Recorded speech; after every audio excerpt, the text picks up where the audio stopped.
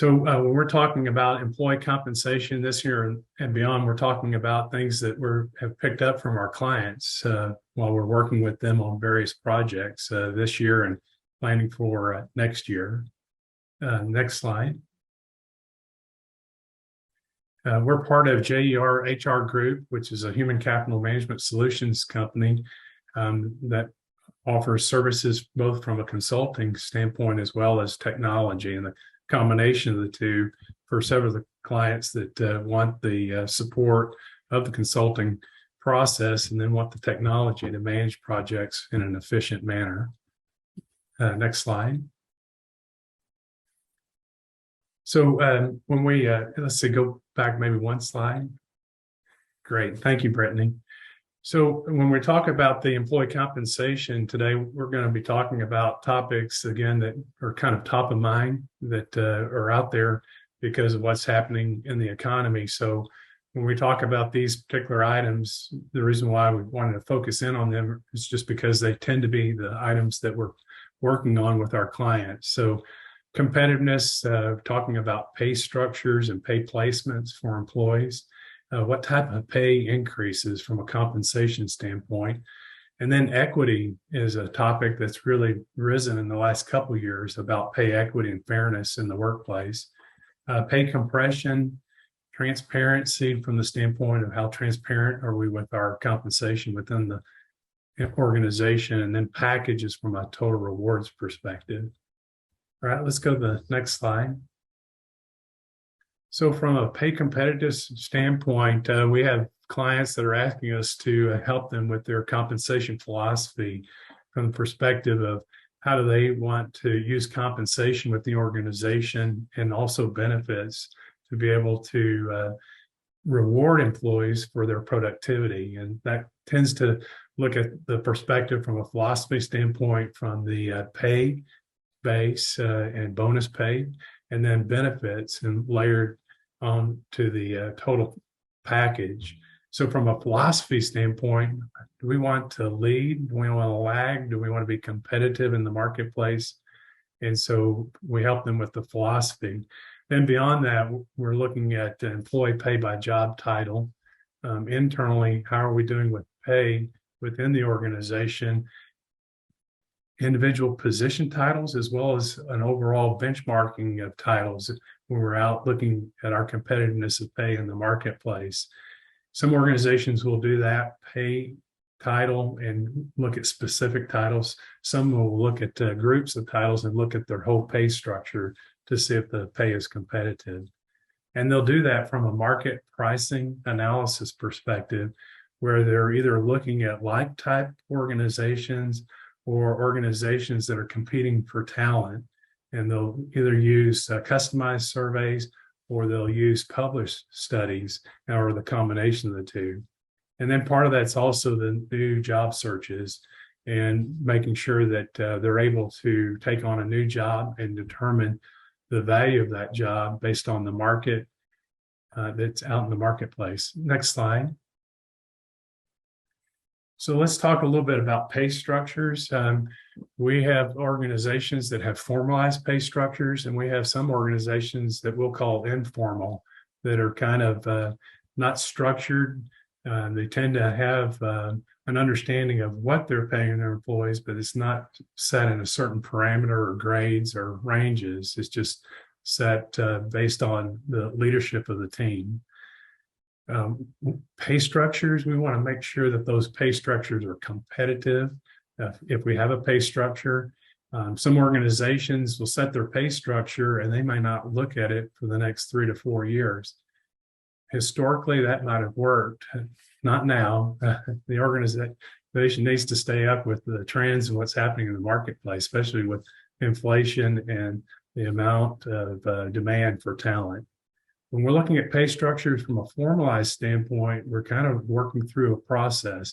Job descriptions being the foundation of the process, so that we have a job description that clearly defines the job duties, the purpose, the responsibilities, what that job's contribution is to the organization.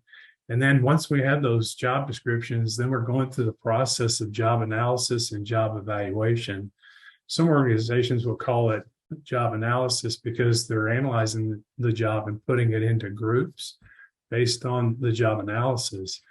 Other organizations are doing what's called job evaluation. They may be using a point factor system. And the way they're using that point factor system is to help slot positions into the organization using compensable factors. Once we've done the internal work and we've built in the internal pay census, the employee information into the database, then we go external. And that's where we go to the marketplace. And we do that in a way that allows the organization to determine how they're doing from a competitive pay standpoint, and also to validate the position placement within the organization. And then the last part is bringing it all together from the standpoint of salary administration. And that's where we're bringing the internal evaluation and pay and the external benchmarks and pay and comparing those two, and then looking at our pay structure to see if our structure is competitive and how does it need to change, and how are we doing with the placement of positions within the pay structure, all under the umbrella of what we call salary administration. Next slide. So now let's talk about pay placements. We have some organizations that tend to start employees at the minimum. That usually shows up with organizations that have hourly positions where the position does not require too much in education or experience. And the employees that come into those positions tend to meet the minimum requirements. And so we may be hiring them at the minimum, and we're hiring them within, let's say, what we call within policy, within a policy range, minimum, midpoint, maximum. And then we have some organizations that pay outside of policy. We recently had an opportunity to visit with an organization that requested some input about setting up a pay structure and setting up a formalized pay policy. And the reason why they did that is because they had their HR recruitment team hiring new recruits into the organization outside of policy. And it was causing inequity in pay between the employees that were already part of the organization and the new people coming into the organization. And so they were talking about a pay structure and where to place employees that are new hires. So in the discussion, we got into how formalized of a structure do you want to have in place for pay placements, and how do you want to consider where to place them? Some organizations are very detailed in the process using an algorithm of education, experience, certifications, and the amount of education, experience, and certifications that you have that exceeds the minimum. Then you run that determination, determine, do we place someone into the first quartile or place them up towards the midpoint of the range based on what they have to offer when they're coming into the organization. All of this is under the umbrella of what we call pay considerations when it comes to how we place employees into the pay structure and how we move them through the structure. Next slide. All right, pay increases. In the past, probably this was a little bit more rote behavior because we didn't have the dynamics of what's going on in the marketplace from a talent, the demand that exceeds the supply for talent. Also inflation, what's happening with inflation. We just talked with some clients yesterday where one of the clients was a city organization and another client was a utility organization, both in the same town.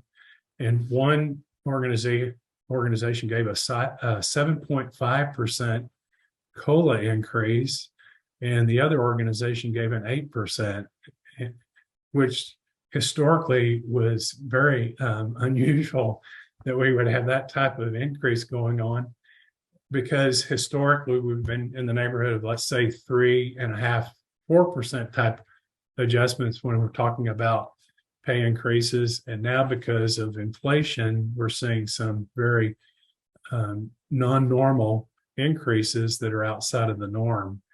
In that environment, they historically use COLA and the cost of living indicators to drive their pay structure adjustments and employee pay adjustments.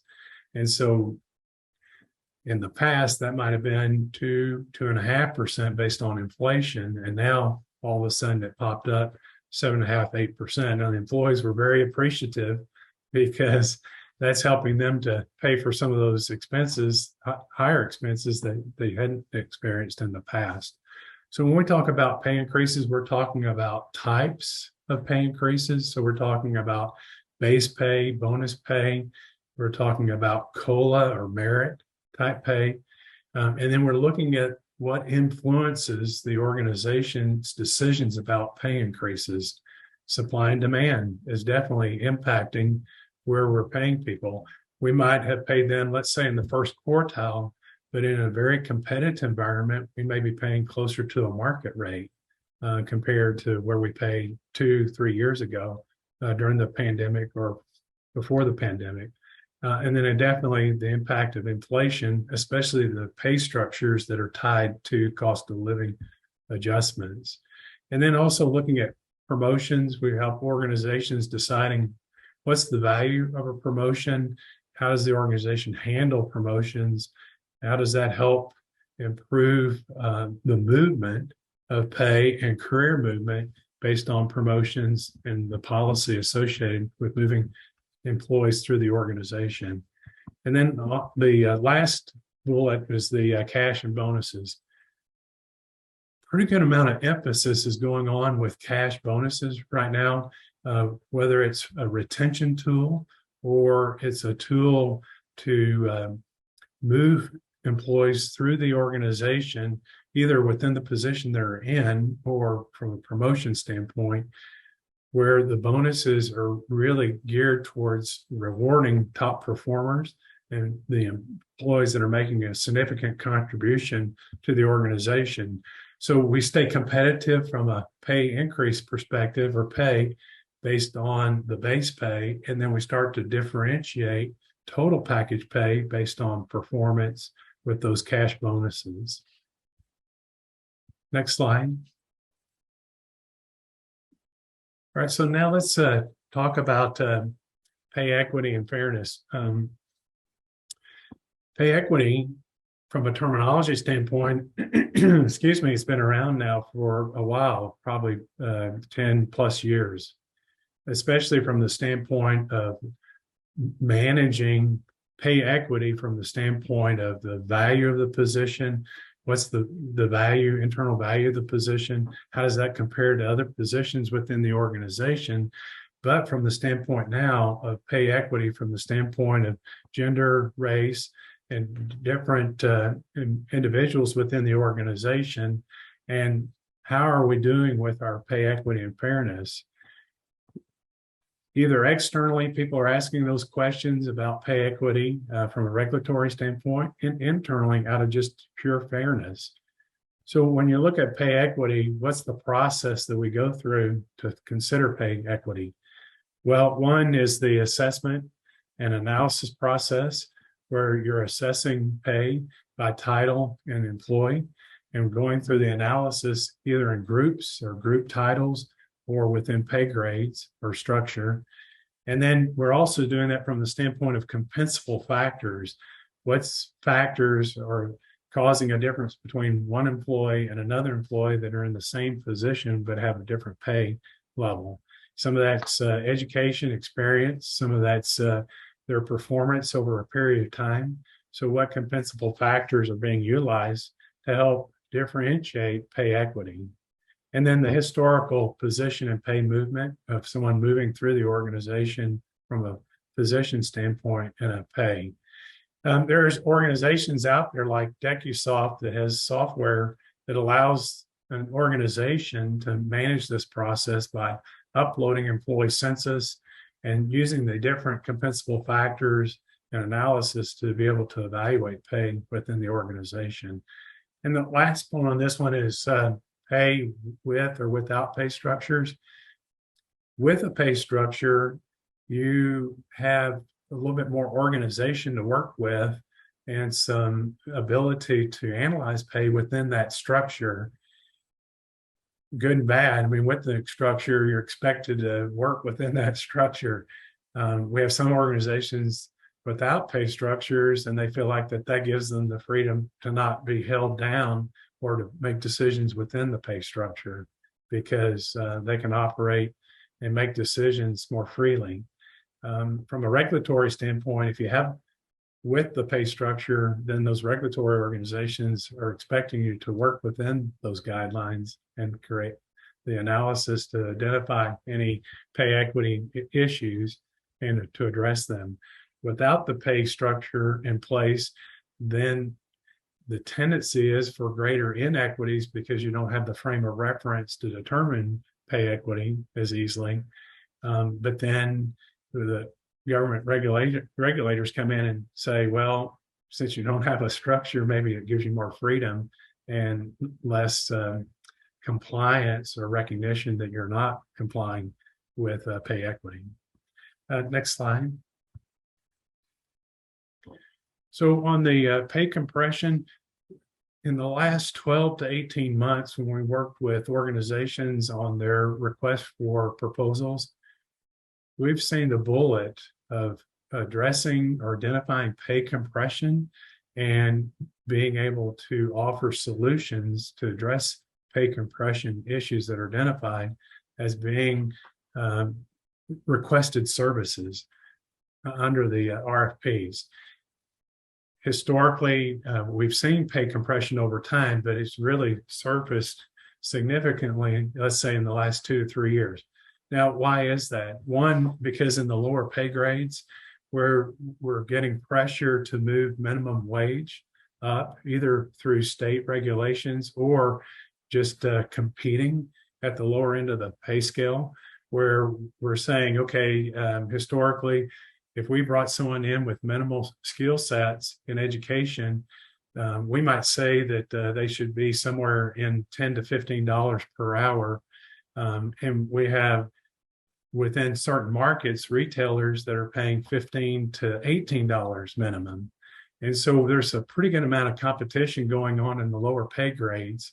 And because of that, that's putting pressure on the lower end of the pay scale and the next 3 or 4 grades above it, where that creates pay compression. So that's where we're talking about new hires and existing employees, where we're putting a higher value on our pay structure and pay for the lower pay grade positions.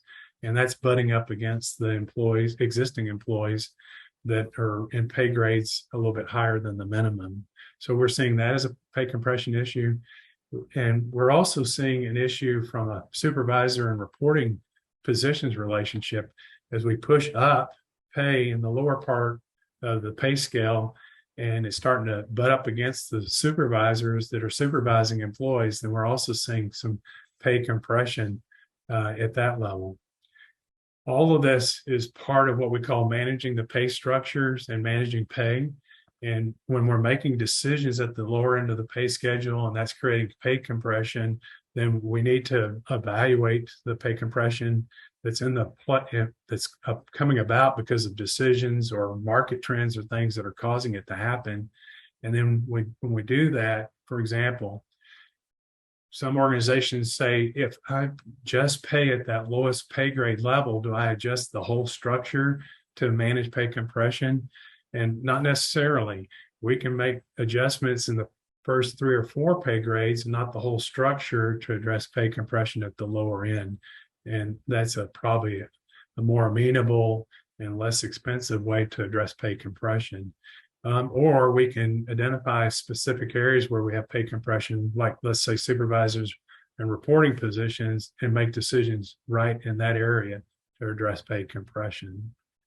All right, next slide. On pay transparency, this is another topic that tends to be showing up more in SHRM articles and out in the marketplace, from the standpoint that how transparent do we need to be about our compensation for the employees, our pay structure, how employees move through the pay structure. And so how transparent do we need to be about pay? Also, what's showing up is regulations about pay and pay transparency. From a state perspective, quite a few regulations about not being able to ask an applicant about their current pay and having to not have them disclose that. So that's something that's showing up in a lot of state regulations. We have some state regulations that require you to post the pay range for a position if you're recruiting for that position. So we have some influences that are associated with what's happening in the marketplace from a regulatory perspective on pay transparency. And then we also have, based on your culture, we have a culture where, let's say the culture is to be more open and transparent about the organization and its compensation structures. So from a salary administration standpoint, we have some organizations now that publish their pay ranges and pay grades and pay ranges. In the past, they would have kept that in HR and not allowed the employees to see that information. So from a salary administration perspective, it's really how do we manage and balance between keeping some information confidential. Most organizations like to keep employees' specific pay level that they're receiving confidential, but allow more transparency on the pay structure and what each job pays from the standpoint of a structure and range. The key to this is to manage that process and to do it in a fair manner and transparent as you possibly can, so employees have less doubt or concern about a non-transparent pay structure. And we don't want doubt and mistrust. We want to create trust in the organization. So from a staff communication standpoint, it needs to be consistent and fair from the standpoint of keeping the information out there in the workplace, career ladders, career movement, pay progression within the organization, ways for employees to get excited about their next move and their contribution to the company. And then the other part of that is just when we're making those decisions, let's make sure we're doing them in a consistent and fair manner, because if we do that, then there's less opportunity for people to question, well, why did this person get this kind of pay and this person got this kind of pay? It just didn't seem fair. So from a pay transparency standpoint, we want to make sure we're consistent and fair. Next slide. All right, and then the total pay packages. It's interesting that total rewards terminology came about a while back. It came out of pretty much out of World at Work. I would say was one of the organizations that really focused in on what's considered total rewards. And so we're looking at the combination of that competitive base pay, any additional dollars that are added for performance, the benefits that are layered in and have become part of the overall total rewards package. And then the last bullet on this one is the total rewards statement. This is an opportunity for an organization to really say, here's what we're investing in you as a key employee.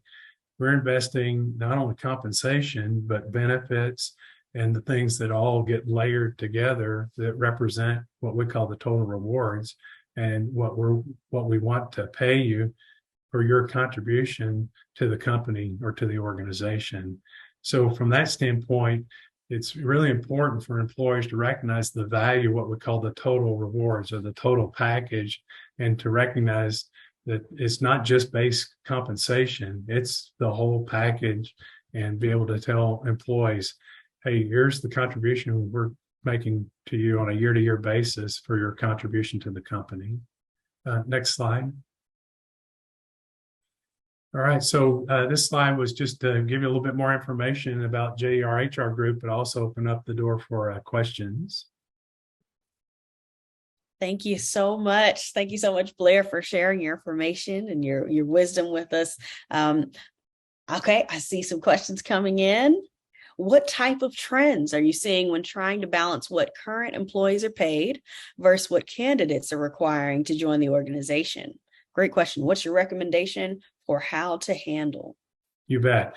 So typically where that starts to show up from a balance perspective is what does it take to recruit a new talent or new person into the organization, and they're demanding, if you will, or requesting a compensation level that butts up against an existing employee in the marketplace, for example, whether it's supply and demand, typically that starts to have an impact on what someone's going to ask to be paid if they're coming in new. So if we have that balancing, we typically want to make sure we can bring that person in. And when that happens and it butts up against the existing person's pay, typically in isolated situations, we'll make an adjustment to the existing employee's pay to make that competitive. I'll give you an example real quick. We work with a utility, electrical positions, high demand at this point. And we had a situation where, let's say, journeyman electricians are up there in supply and demand requests for higher pay, and it was butting up against the supervisors.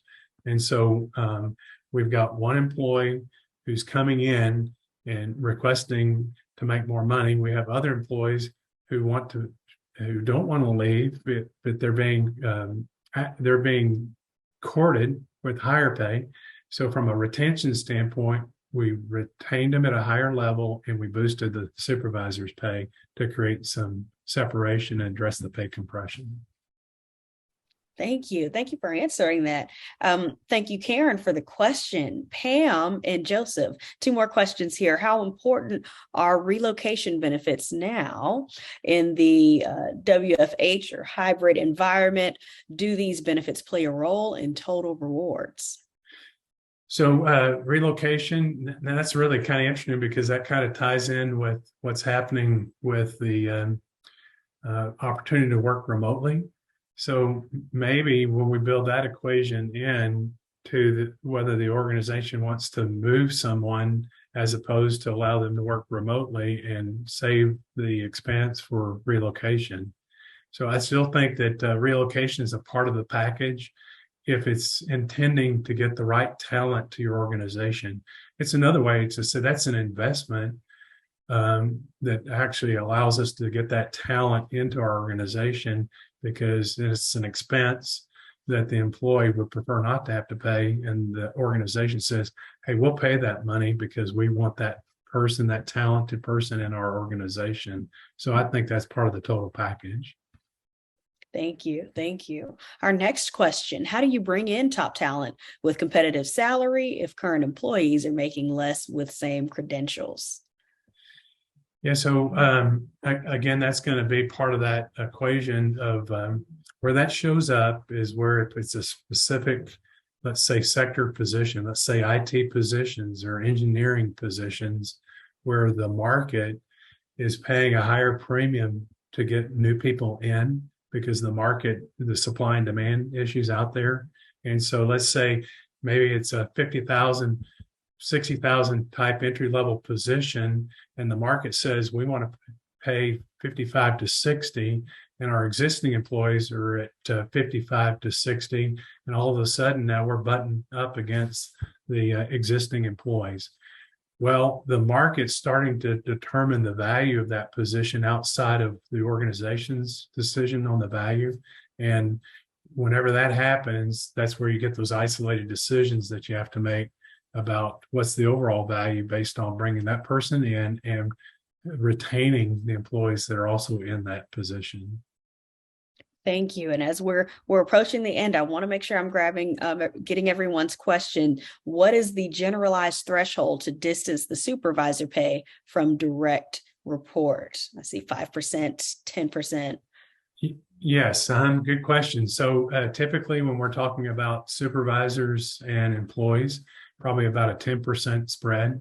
If we're talking about managers and supervisors, then we're probably talking a little bit more than 10%, maybe 15 to 20% spread, but kind of moves in an upward fashion based on supervisors, managers, and directors and the separation between those levels. Thank you. And one last question. Thank you, everyone, for your questions here. Are benefits becoming more important than salary? What relationship are you seeing between the value of money versus benefits? Yeah, so great question. Compensation is still king. So If you think about it, when someone first comes in, their first question is not about health insurance and the cost share on health insurance. Typically, that first question is what's the base and bonus comp from the standpoint of money, and then we move on to benefits. But you still need both. If you're going to compete in the marketplace, you still have to have a combination of both comp and benefits. Wonderful, wonderful. Thank you again, Blair, for taking the time to speak with us. What an awesome presentation, very comprehensive. Thank you for speaking to our community of HR leaders and answering the questions. We are grateful for you, and his contact information is here as well if you want to reach out, ask a few more questions. Again, thank you so much, Blair. Yeah, thank you, Brittany. It's a pleasure. Thank you.